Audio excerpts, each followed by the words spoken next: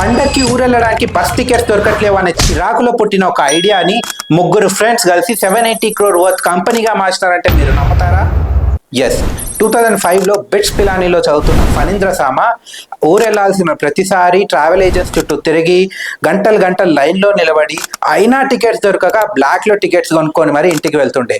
అలా ఫ్రస్ట్రేషన్లో పుట్టిందే రెడ్ బస్. అలా ఫణీంద్ర సామా ఆయన ఫ్రెండ్స్ సుధాకర్ అండ్ చరణ్తో కలిసి ఆన్లైన్లో బస్ టికెట్స్ అమ్ముదామని ఫిక్స్ అయ్యారు.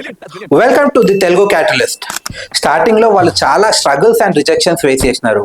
ఆన్లైన్లో బస్ టికెట్స్ ఎవరు రాకునేది అని అందరూ వాళ్ళని చూసి నవ్వినారు. ఫస్ట్ కొన్ని టికెట్స్ వాళ్ళే హైటెక్ సిటీ చుట్టూ తిరిగి పాంప్లెట్స్ డిస్ట్రిబ్యూట్ చేసి మరీ అమ్మిండ్రు. అలా పాంప్లెట్స్ డిస్ట్రిబ్యూట్ చేసే స్టేజ్ నుండి 2019లో రెడ్ బస్ ని మేక్ మై ట్రిప్ 780 crores కి అక్వైర్ చేసేంత వరకు those 3 friends stick together through thick and thin, proving themselves before everybody who laughed at them. మీరు మీ ఫ్రెండ్స్తో కలిసి ఏం ప్లాన్ చేస్తున్నారో కామెంట్ చేయండి.